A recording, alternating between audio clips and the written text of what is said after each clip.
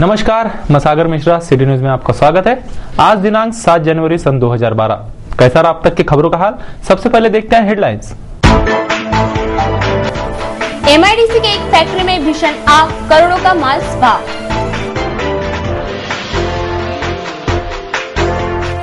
अवैध gas cylinder वाहक auto पकड़ा, 24 सिलेंडर जब्त।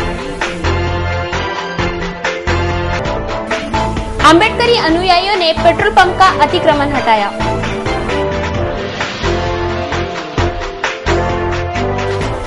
बीएंडसी के कर्मचारियों ने किया काम बंद आंदोलन।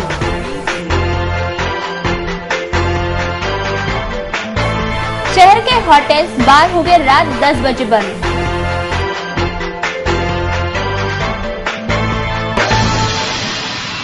न्यूज बुलेटिन के इस भाग के प्रायोजक हैं इस दिन का सबसे सुहाना पल कौन सा है, क्या कहता है घर आ जाओ। इंडिया बुल्स होम लोन्स, घर आ जाओ।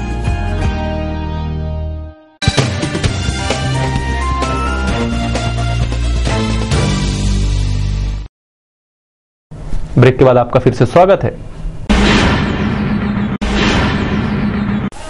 सैनिक सहकार नगर के सामने वाले रास्ते पर विदर्भ गैस सर्विस कंपनी का MS27 P1858 क्रमांक का ऑटो अवैध तरीके से 407 मिनी डोर चालक को 5 सिलेंडर दे रहा था। इस घटना पर परिसर के श्री गजानन महाराज भक्त सेवा समिति के कार्यकर्ताओं की नजर पड़ी। इन कार्यकर्ताओं ने शिकंजा कसकर अवैध तरीके से सिलेंडर बेच रहे ऑटो चालक को रंगे हाथ पकड़ा और गाड़गेनगर पुलिस के हवाले किया। इस मामले में गाड़गेनगर पुलिस ने कार्रवाई कर ऑटो चालक सोनल कॉलोनी निवासी विनोद रामदास भुयार को गिरफ्तार किया तथा ऑटो में रखे 25 गैस सिलेंडर जब्त कर लिए। इस घटना की सूचना पुलिस को देने वाले संजय शर्मा, प्रफुल्ल चतुरकर, आनंद वानखड़े, गजेंद्र गुप्ता, नंद किशोर गौड़ी, विजय गंगन आदि कार्यकर्ताओं का गाड़गेनगर पुलिस स्टेशन के PSI कारेगावकर ने अभिनंदन किया। संजय शर्मा यांनी आम्हाला बातमी दिली की विदर्भ प्रीमियमच्या सोसायटीच्या खाली अवैधरित्या गॅस सिलेंडरची HP गॅस सिलेंडरची विक्री सुरू आहे। त्यावरून आम्ही इथे दाखल झालो आहे। सर्व कार्यकर्ते असताना विदर्भ गॅस एजन्सी येथील एक ॲटो क्रमांक MS27 P1858 याच्यावरील चालक विनोद हा अवैधरित्या 24 सिलेंडर घेऊन डिलिव्हरी देण्याकरता जात असताना त्यांनी 407 याला जवळपास 10 ते 15 सिलेंडर डिलिव्हरी दिली असता सर्व कार्यकर्त्यांनी माझ्या समक्ष मी त्याला हटकले असता त्यांनी असं म्हटलं की हे जे सिलेंडर आहे दिवसा डिलिव्हरीसाठी देण्यात आलेले आहे असं म्हटलं असता मला 100% त्याच्यावर संशय झाला की हे अवैधरित्या सिलेंडर विकण्याचा धंदा विदर्भ गॅस एजन्सी करीत आहे। हमारे संवाददाता धीरज लांजेवार की यह रिपोर्ट।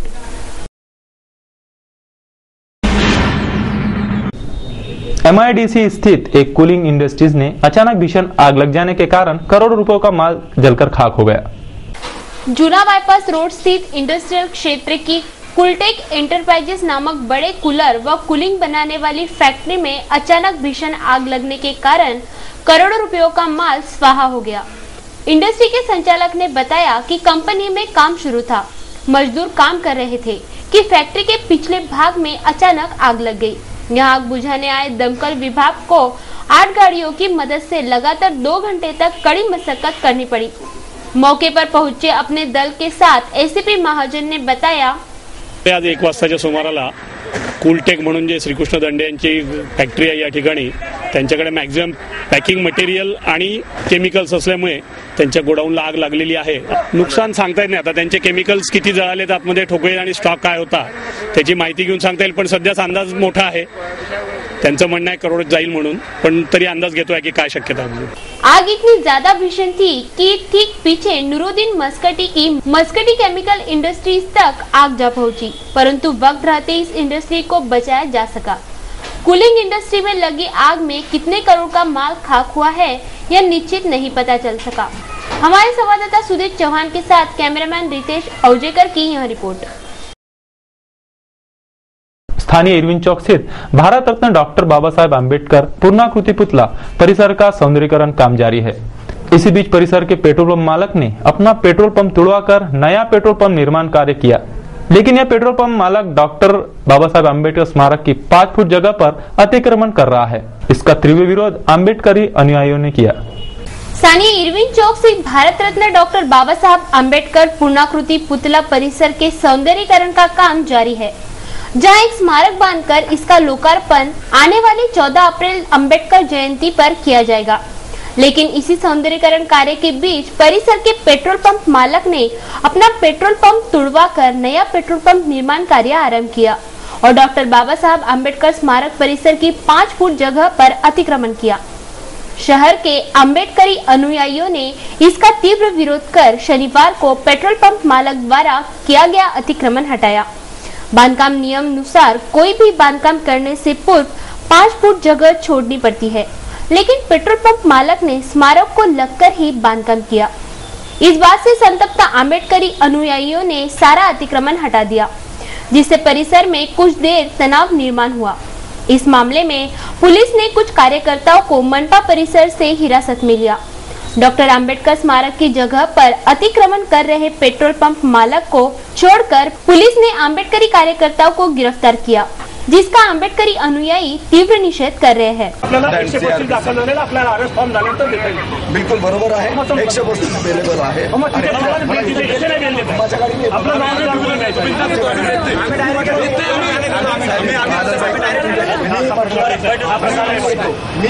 झालं सगळं झालं तुमच्या म्हणण्याप्रमाणे, आता बाकीची कारवाई करतो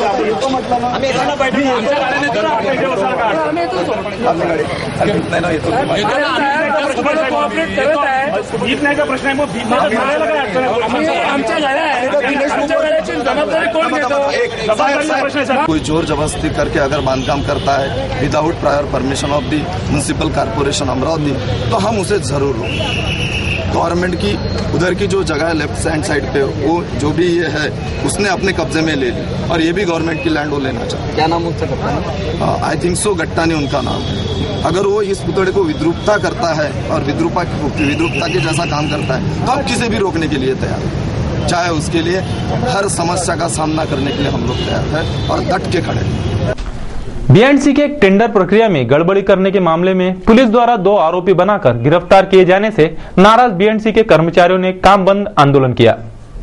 सुपर स्पेशलिटी अस्पताल के दूसरे चरण की इमारत बनाने के टेंडर बीएंडसी में भरने आए औरंगाबाद के ठेकेदार सतीश उकरडे को बीएंडसी की एक इमारत में कैद रखकर टेंडर नहीं भरने देने के आरोप पर जिला ठेकेदार एसोसिएशन के अध्यक्ष विनोद चांडक तथा लिपिक बंसोड़ को गिरफ्तार कर 9 जनवरी तक पीसीआर पर लिए जाने से नाराज बीएंडसी के कर्मचारियों और ठेकेदारों ने काम बंद आंदोलन किया। इस टेंडर प्रक्रिया के लिए 20 लोगों ने 25-25 हजार रुपए का टेंडर फॉर्म भी खरीदा था। कुछ ने तो 11,77,000 रुपए की डीडी भी बनवा लिए थे। बीएंडसी वालों का कहना था कि औरंगाबाद का ठेकेदार टेंडर प्रक्रिया में लेट पहुंचा था, जबकि पुलिस विभाग के पास सुबह 8:30 बजे पहुंचने के भी सबूत है। फिलहाल पुलिस विभाग को इन सब में अधिकारियों का हाथ होने की कोई सबूत हाथ नहीं लगे हैं। फिर भी पुलिस द्वारा जोरों से जांच शुरू है। हमारे संवाददाता सुदीप चौहान की यह रिपोर्ट। महाराष्ट्र शासन गृह विभाग ने हाल ही में एक परिपत्रक जारी कर शहर में देर रात तक खुले रहे होटल्स तथा बार पर अंकुश लगाया है। अमरावती पुलिस आयुक्तालय अंतर्गत खाद्य गृह नोंदणी परिपत्रक धारक होटल्स एवं बार अब रात 10 बजे तक ही खाद्य एवं मद्य की सेवा देंगे तथा सभी सामान बटोर कर पूर्ण रूप से होटल बंद करने का समय रात 11:30 बजे तक निश्चित किया गया है। महाराष्ट्र शासन गृह विभाग ने हाल ही में एक परिपत्रक जारी कर राज्य के होटल आस्थापनाओं के समय निर्धारित किए हैं, जिसमें मुंबई, नई दिल्ली, ठाणे आयुक्तालय परिक्षेत्र के खाद्य पदार्थ तथा मद्य वितरण करने वाले होटल्स रात 1:30 बजे तक खुले रहेंगे तथा सभी सामान बटोर कर होटल्स बंद करने की आस्थापना समय 1:30 बजे का रहेगा। तो पुणे, नागपुर, औरंगाबाद और नासिक आयुक्तालय परिक्षेत्र में खाद्य तथा मद्य की प्रमाणित दुकानें रात 11:30 बजे तक ही सेवा देंगे तथा रात 12:30 बजे निर्धारित आस्थापना समय पर दुकानें पूर्ण रूप से बंद होगी।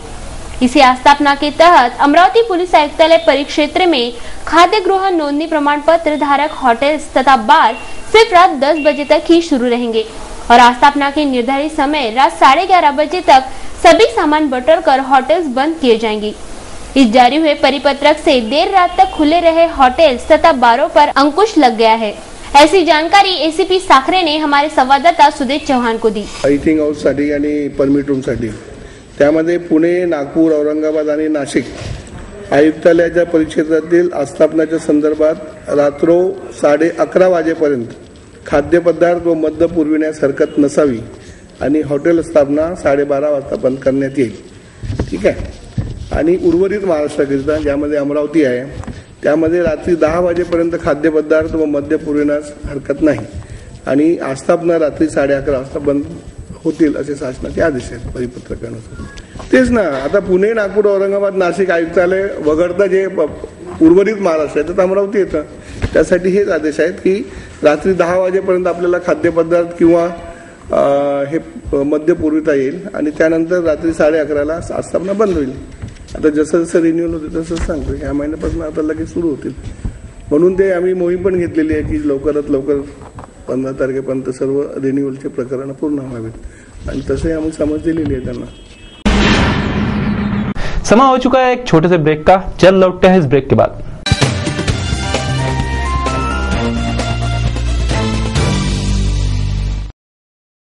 बेटा चहा झाला का? आई भूक लागली। अनु माझा टिफिन। हो देते। आज चहा नाश्ता काही मिळणार नाही, गॅस संपलाय। अरे देवा, यावर काही उपाय आहे का? आहे ना, VSTV ची induction easy cooking machine gas पेक्षा स्वस्त व सुरक्षित स्वयंपाक बनवते चुटकीत। ज्योती विरहित असल्यामुळे आग, धूर व शॉक लागायची मुळीच भीती नाही। भांडी काढून घेतल्यास मशीन आपोआप बंद होते। व्होल्टेज कमी जास्त झाल्यास मशीनला काहीच नुकसान होत नाही। ही सुविधा फक्त VSTV ची इंडक्शन इझी कुकिंग मशीनच देते। गॅसची आता गरजच नाही, कारण VSTV ची इंडक्शन इझी कुकिंग मशीन आहे ना। सर्व्हिस सेंटर संपूर्ण महाराष्ट्रात उपलब्ध। VSTV चा लोगो बघूनच विकत घ्या।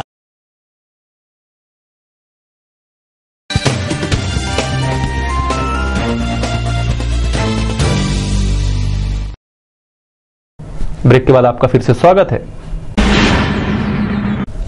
होटल मालक तथा खाद्य पेय विक्रेताओं के परवाने नूतनीकरण की प्रक्रिया अब आसान हो गई है। जहां परवाना नूतनीकरण के लिए 1 महीना लंबा इंतजार करना पड़ता था, अब वह 1 दिन का शिविर आयोजित करके परवाने वितरित किए जाएंगे। शनिवार को सीपी कार्यालय में शिविर आयोजित कर सैकड़ों विक्रेताओं को नूतनीकरण के लिए परवाने वितरित किए गए। शहर के सभी होटल मालक, खाद्य पेय विक्रेताओं को हर साल अपने व्यवसाय परवाने रिन्यूअल करना पड़ता है। इस नूतनीकरण प्रक्रिया में आवेदन भरना, चालान भरना और बाद में 1 महीना इंतजार कर व्यवसाय परवाना मिलता है। इस लंबी प्रक्रिया से होटल मालक, खाद्य पेय विक्रेताओं को अपना समय नष्ट कर कार्यालय के चक्कर काटने पड़ते थे। इससे परेशान सभी होटल व्यवसायियों ने सीपी अमितेश कुमार का इस समस्या पर ध्यान आकर्षित किया। सीपी अमितेश कुमार ने जरा भी देर न करते हुए होटल व्यवसाय परवाना नूतनीकरण शिविर शनिवार को सीपी कार्यालय परिसर में आयोजित किया। इस शिविर में परवाना नूतनीकरण के आवेदन, चालान भरना सभी प्रक्रिया एक झटके में कर तुरंत परवाने वितरित किए गए। शनिवार को इस शिविर में सैकड़ों व्यवसायिक परवानों का नूतनीकरण किया गया। इस अवसर पर एसोसिएशन के अध्यक्ष रविंद्र सिंह सलूजा, पूर्व अध्यक्ष बालकिशन पांडे, सह सचिव नीलेश पांडे, एसोसिएशन के जनसंपर्क अधिकारी अशोक भाई जोशी आदि पदाधिकारियों द्वारा सीपी अमितेश कुमार का पुष्पगुच्छ देकर सस्नेह अभिनंदन किया गया। हमारे ज्येष्ठ संवाददाता अशोक भाई जोशी की यह रिपोर्ट। विधायक रवि राणा की पत्नी सौ नवनीत राणा ने शनिवार कई जगहों पर महिलाओं से चुनावी प्रचार हेतु सदिच्छा भेंट दी। स्थानिक शांतिनगर परिसर में यूसीएन के डिस्ट्रीब्यूटर अमोल शिरभाते के घर पर सदिच्छा भेंट दी। जूना बाईपास परिसर के यूसीएन नेटवर्क के जाने माने डिस्ट्रीब्यूटर अमोल शिरभाते के घर परिसर की महिलाओं के लिए नवनीत राणा द्वारा सदिच्छा भेंट संपन्न हुई, जिसमें नवनीत राणा ने स्थानिक महिलाओं के समस्याओं का जायजा लिया। स्थानिक शांतिनगर परिसर की महिलाओं ने नवनीत राणा का स्वागत कर उनसे अपनी समस्याएं बयां की।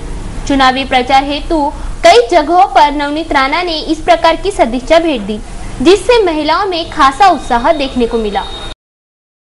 कक्षा 10वीं व 12वीं के छात्रों को शिक्षा के साथ साथ व्यावसायिक प्रशिक्षण तथा मार्गदर्शन देने हेतु शनिवार को एसोसिएशन उर्दू बॉयज स्कूल व कनिष्ठ महाविद्यालय द्वारा व्यवसाय मार्गदर्शन परिषद का आयोजन किया गया था।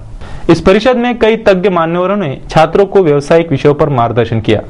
सैनिक पठान चौक स्थित association Urdu boys high school तथा कनिष्ठ महाविद्यालय में व्यवसाय मार्गदर्शन परिषद 2012 का आयोजन शनिवार को किया गया था। इस परिषद में हाई स्कूल के 10वीं कक्षा तथा 12वीं कक्षा के छात्रों को व्यावसायिक विषयों पर मार्गदर्शन किया गया तथा व्यावसायिक कोर्स से संबंधी जानकारी भी दी गई।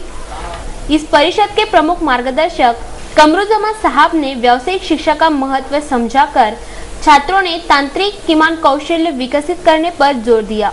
इस अवसर पर अब्दुल हमीद शद्दा साहब, जहांगीर खां पठान, मुमताज अहमद साहब, रजिया सुल्ताना, जरीना परवीन आदि मान्यवरों सहित association Urdu boys high school एवं कनिष्ठ महाविद्यालय के प्राचार्य, मुख्याध्यापक, शिक्षकगण, कर्मचारीगण तथा छात्र प्रमुखता से उपस्थित थे।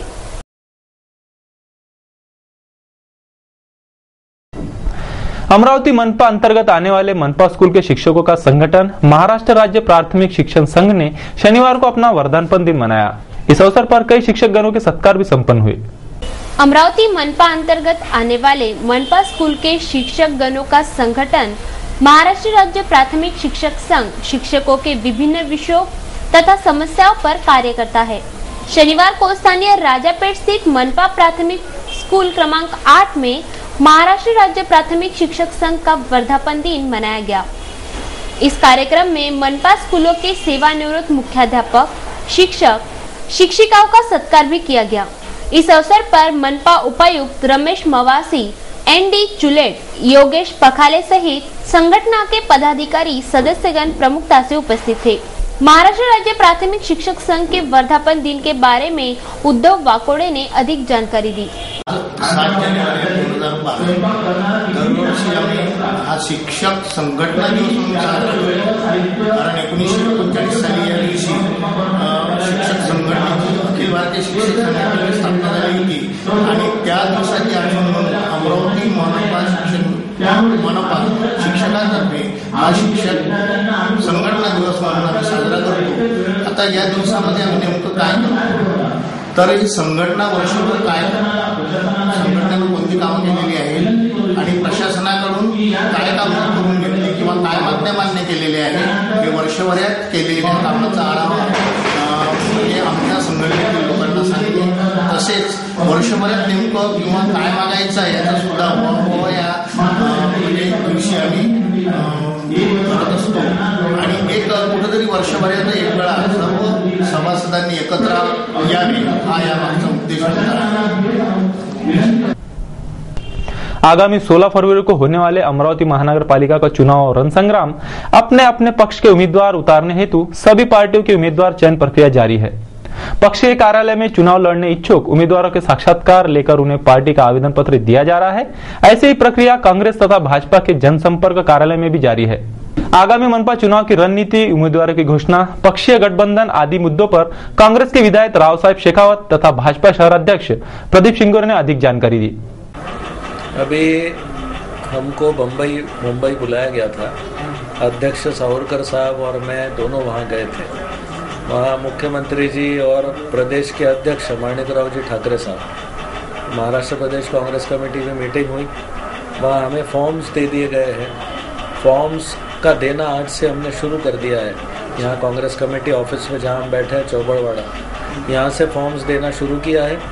उसके बाद जैसा कि आपने कहा कि इंटरव्यूज़ कब शुरू होंगे, वो हमें जब वहाँ से पहले एक यहाँ का बोर्ड होगा, जिला बोर्ड होगा और फिर उसके बाद में वो पार्लियामेंट्री बोर्ड में वो विषय जाएगा। तो उसकी डेट्स अभी आने की है। फॉर्म भर के लोगों के आएंगे तब हम वहाँ भिजवाएंगे उसको।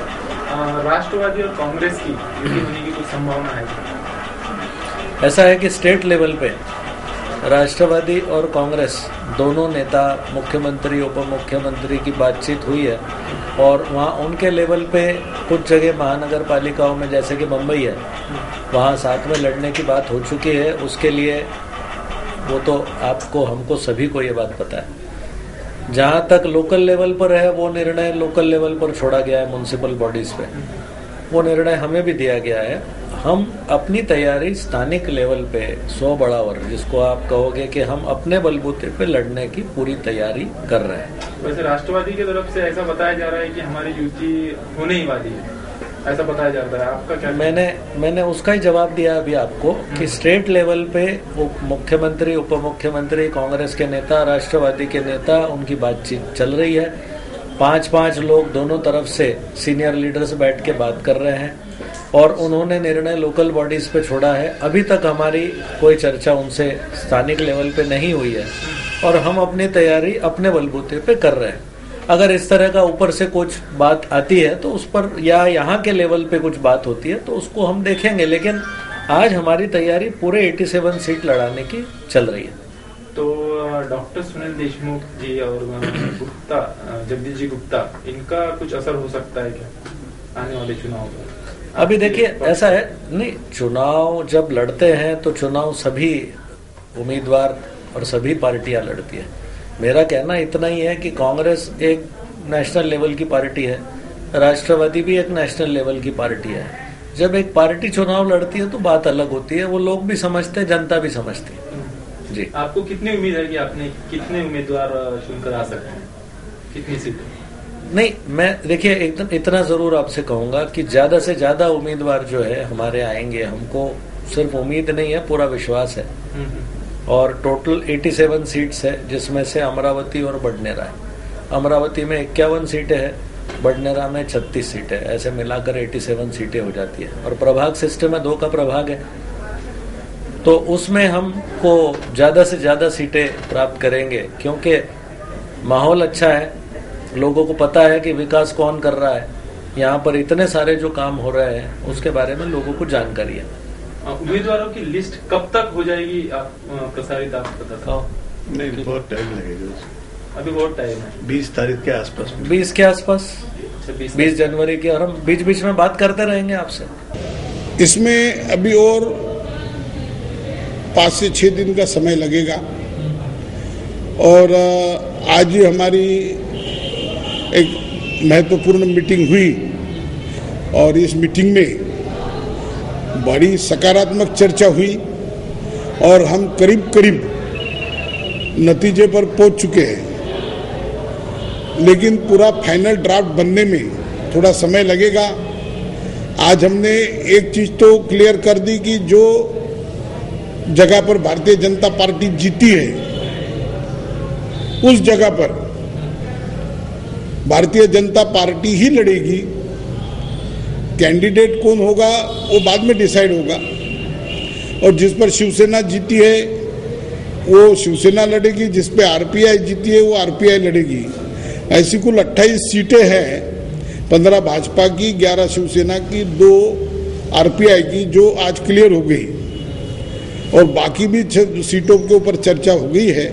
बड़ी सकारात्मक चर्चा हुई है और ये पूरा फाइनल ड्राफ्ट जो है ये आने वाले 5-6 दिन के अंदर या ज्यादा से ज्यादा हफ्ते भर के अंदर आपके सामने आ जाएगा। तो ये त्रिशक्ति जो है महायुति, ये कहाँ तक रंग लाएगी, आप बता सकते हैं? ये त्रिशक्ति या महायुति जो है यह एक अपने आप में मैं ये समझता हूं कि एक ये शक्ति का एक स्रोत बना हुआ है। आज कांग्रेस और राष्ट्रवादी कांग्रेस की पूरे देश भर में हालत पतला है।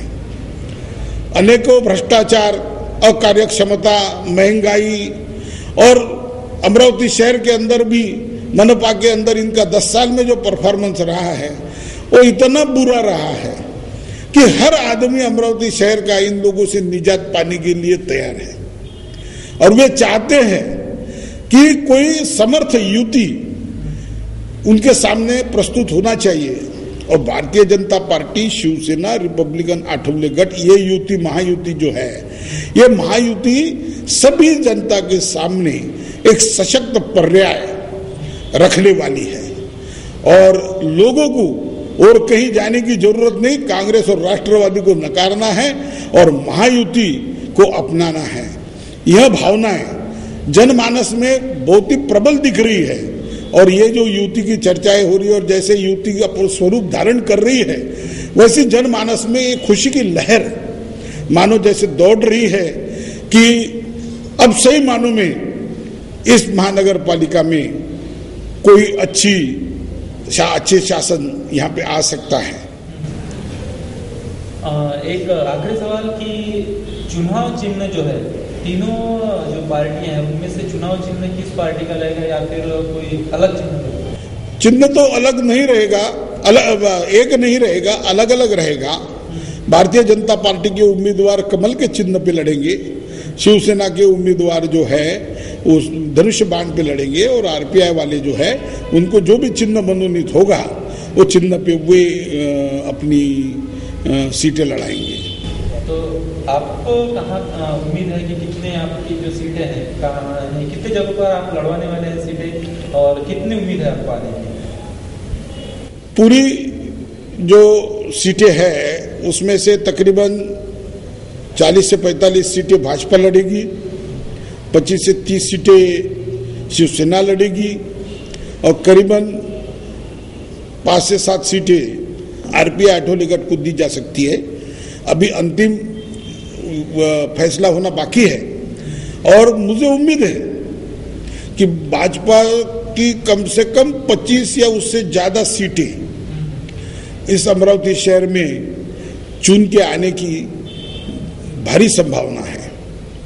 और साथ ही युति की अगर हम बात करेंगे तो हमें उम्मीद है कि 45 से 50 के बीच में सीटें जो है महायुति की रहेगी और इस अमरावती शहर में महापौर जो है वो महायुति का ही बैठेगा। महिलाओं के हाथ में सत्ता की कुंजी सौंपने के लिए महिलाओं के 50% आरक्षण की घोषणा के साथ इस घोषणा पर कृति भी शुरू हो चुकी है कि महिला राज की जरूरतें, फायदे, दुष्परिणाम आदि विषयों को प्राथमिकता दे रहा है सिटी चैनल का कार्यक्रम महिला राज। नववर्ष का स्वागत कर 1 जनवरी से यह कार्यक्रम शुरू है, तो देखना ना भूलिए हर रोज न्यूज इस समय पर हमारा कार्यक्रम महिला राज। महिलाओं को 50% आरक्षण, उनकी सक्षमता, महिलाओं का राजकीय, सामाजिक, शैक्षणिक, क्रीड़ा आदि क्षेत्रों का करियर, ऐसे विभिन्न ज्वलंत मुद्दों को लेकर संयुक्त चर्चा का कार्यक्रम महिला राज का प्रसारण सिटी न्यूज चैनल पर नियोजित समयावली में जारी है। यह कार्यक्रम आपको कैसा लगा? अगर आप कोई सुझाव देना चाहते हो तो हमें बताइए। महिलाओं के विषयों पर गहन चर्चा कर, इन विषयों को उजागर कर, उन पर निर्णायक भूमिका की पहल ही महिला राज की नींव रख सकती है। और इसी पहल को प्रस्तुत किया जा रहा है सिटी न्यूज पर प्रसारित हो रहे कार्यक्रम महिला राज से।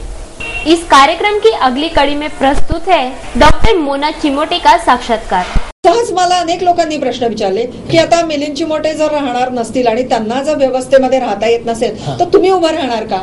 तर माझा असा प्रश्न आहे की एक म्हणजे आम्ही पण तेच करायचं का की इतर पुरुषांना जेव्हा संधी मिळत नाही तेव्हा त्यांच्या घरातल्या बायकांनी तिथे राजकारण करायचं, अशी जी मानसिकता आहे ही मानसिकता 33% आणि 50% आरक्षणात अजिबात अपेक्षित नाही। जर ती स्त्री स्वतः सुशिक्षित आहे आणि सक्षम आहे आणि ती निर्णय प्रक्रियेमध्ये सहभागी होऊन स्वतः अत्यंत कार्यक्षमपणे ते काम करू इच्छित असेल आणि जर तिला आम्ही अशी संधी देत असू आणि द्यायला हवी तर का एका राजकारणाच्याच बायकोनी पुन्हा राजकारणात यायचं? मग मी जर हे बोलते आहे तर मग मीच हा आदर्श घालू का? सिलसिलेवार तरीके से प्रसारित हो रहे इस कार्यक्रम के अगली कड़ियों में सुरेखा लुंगारे, ज्योति तोटेवार, प्राध्यापिका स्मिता देशमुख, किरणताई महल्ले के साक्षात्कार का प्रसारण नियोजित समयावली में सिटी न्यूज चैनल पर होगा। देखना ना भूले महिला राज, सिर्फ सिटी न्यूज पर। नजर डालते हैं कुछ अहम खबरों पर। जॉइंट्स इंटरनेशनल फेडरेशन का राज्य स्तरीय अधिवेशन होटल हिंदुस्तान में आयोजित किया गया है। शनिवार को इस राज्य स्तरीय सम्मेलन का उद्घाटन गणमान्य व्यक्तियों द्वारा संपन्न हुआ। इस सम्मेलन में सहभागी होने के लिए संपूर्ण राज्य भर से फेडरेशन के पदाधिकारी शहर में पहुंचे हैं। जॉइंट्स इंटरनेशनल फेडरेशन के राज्य स्तरीय अधिवेशन में जॉइंट्स इंटरनेशनल के चेयरपर्सन खामगांव के विनय कुमार चौधरी ने उपस्थितियों को संबोधित किया। इस अधिवेशन में जॉइंट्स अमरावती ग्रुप का पदग्रहण समारोह भी लिया गया। इस अवसर पर host group president Shri Prakash Kalbande, Dinesh Malani, दैनिक अमरावती मंडल के संपादक अनिल अग्रवाल आदि मान्यवरों सहित जॉइंट्स इंटरनेशनल फेडरेशन के राज्य, जिला, तहसील क्षेत्र के पदाधिकारी तथा सदस्य प्रमुखता से उपस्थित थे। रविवार को भी इस सम्मेलन में विभिन्न कार्यक्रम संपन्न हो गए। हमारे संवाददाता जितेंद्र घनगोरकर की यह रिपोर्ट।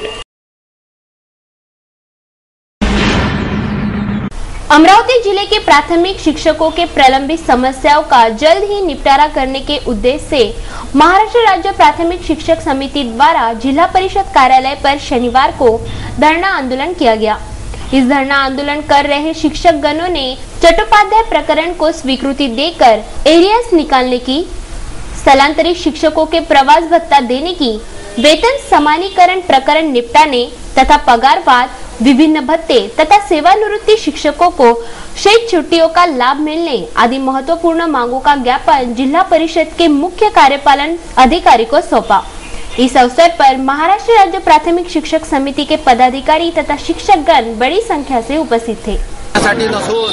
जिल्हा प्रशासनानं म्हणजे जिल्हा परिषदेच्या प्रशासन विभागानं शिक्षकांच्या वेतनात आणि विविध अशा जे काही सेवा शर्ती आहे या ज्या काही अडचण निर्माण केलेत ज्यामुळे ते लाभ प्राथमिक शिक्षकांना मिळत नाही, त्याकरता म्हणून महाराष्ट्र राज्य प्राथमिक शिक्षक समितीनं या धारणा कार्यक्रमाचं आयोजन या ठिकाणी केलं होतं। तशी सूचना जिल्हा परिषदच्या मुख्य कार्यपालन अधिकारी यांना देण्यात आली होती। त्यांनी आज आम्हाला 4 वाजता त्यांच्या कक्षात बोलावलं। चर्चेदरम्यान त्यांनी सकारात्मक भूमिका घेतली। आमचे सगळे विषय त्यांनी प्रकर्षानं समजावून घेतले। यावेळी उपशिक्षणाधिकारी श्री दांडे साहेब, वित्त विभागाचे बंडू बारब्दे, वानखडे प्रमुख अधिकारी त्या ठिकाणी उपस्थित होते। त्या सर्वांनीच आमचे प्रश्न बोटतिडकीनं समजून घेतले आणि ते सोडवण्याचा या एका महिन्यात आम्ही प्रयत्न करू असं आम्हाला आश्वासन दिलं। नवे काही प्रश्न आता तडकाफडकीस त्यांनी सोडवलेत। दरमहा 5 तारखेच्या आत प्राथमिक शिक्षकांचे पगार करण्याचं आश्वासन जिल्हा परिषदचे सीओ श्री आनंदजी जगताप यांनी सर्व संघटनांच्या प्रतिनिधीसमोर आम्हाला दिलं। त्यामुळे आम्ही तूर्त आमचं आंदोलन पुढील 7 मार्च पर्यंत लांबणीवर टाकलेलं आहे। स्थानीय साक्षर विद्या निकेतन का वार्षिकोत्सव शनिवार को संत ज्ञानेश्वर सांस्कृतिक भवन में संपन्न हुआ। इस वार्षिकोत्सव में छात्रों के लिए विभिन्न सांस्कृतिक कार्यक्रम तथा स्पर्धाओं का आयोजन किया गया था। इस वार्षिकोत्सव कार्यक्रम में नन्हे मुन्ने छात्रों ने अप्रतिम कला आविष्कार का प्रदर्शन कर सभी उपस्थितियों को मोहित किया।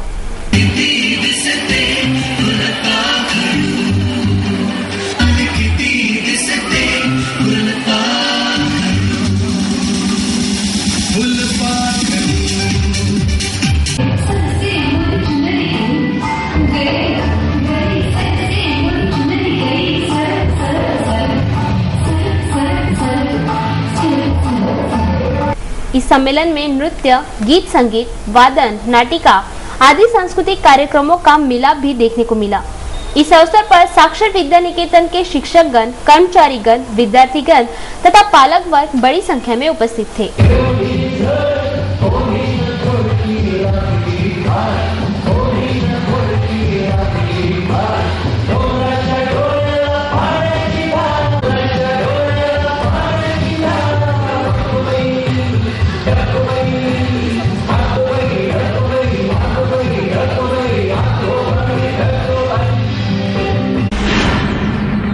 बडनेरा स्थित मधुबन वृद्धाश्रम में बुधवार की शाम ब्राह्मण ज्येष्ठ नागरिक सभा द्वारा स्नेह भोजन का कार्यक्रम संपन्न हुआ, जहां आश्रम के सभी वृद्ध व्यक्तियों ने स्नेह भोज का लाभ लिया।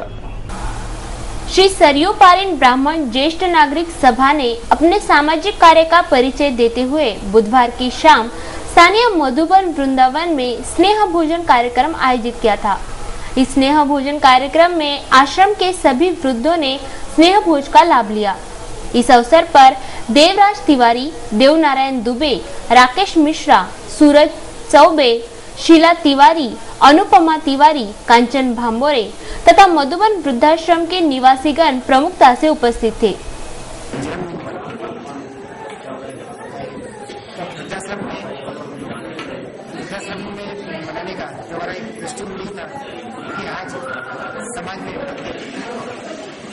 आपस में कटते जा रहे हैं, दूर होते जा रहे हैं।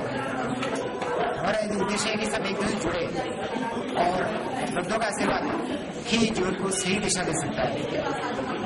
यही दृष्टिकोण को मैं संदर्भ कर ये निर्णय लिया कि आज जन्म दिवस में मनोरंजन कार्यक्रम में अनावश्यक पैसा बर्बाद करने के बजाय वृद्धों के साथ मिलकर जन्मदिन मनाया जाए, ताकि उन्हें भी एक अपनापन मिले और उस अपनापन के जरिए उनको आशीर्वाद मिले और वो आशीर्वाद हमारे जीवन में कभी काम आएगा। और मैं तो ये चाहता हूँ कि हर कोई अपना जन्मदिन लोग के साथ मनाए, ताकि जो आज हम लोग में जो पीड़ा हो रही है कि हम समाज से। देखते हैं आज क्या दर्शा रहा है हमारा यह कार्टून कोना।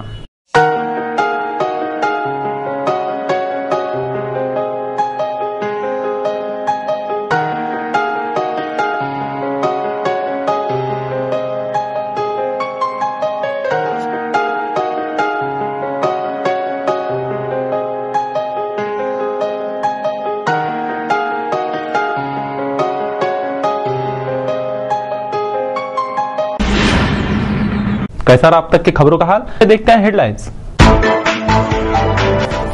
एमआईडीसी के एक फैक्ट्री में भीषण आग, करोड़ों का माल स्वाह।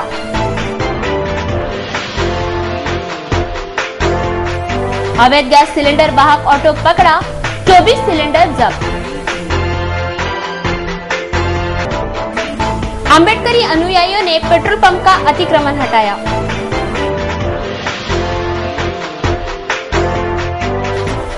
बीएंडसी के कर्मचारियों ने किया काम बंद आंदोलन।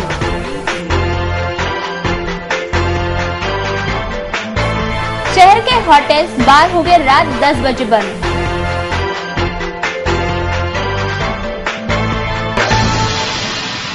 सिटी न्यूज के बारे में आप अपने सुझाव एवं विचार हमें भेज सकते हैं हमारे इस पते पर। हमारा पता वही सिटी न्यूज कार्यालय धनराज लाइन सक्कर 7 अमरावती और हमारा फोन नंबर है 25633833। या आप हमसे फेसबुक ट्विटर पर भी जुड़ सकते हैं या हमें ईमेल कर सकते हैं। देश और दुनिया की खबरें और हर बुलेटिन को देखने के लिए लॉग इन करें www.citynews.net.in पर। सिटी न्यूज पर कार्यक्रम और खबरों का सिलसिला जारी रहेगा। लेते हैं आपसे इजाजत इस बुलेटिन में, बस इतना ही। नमस्कार।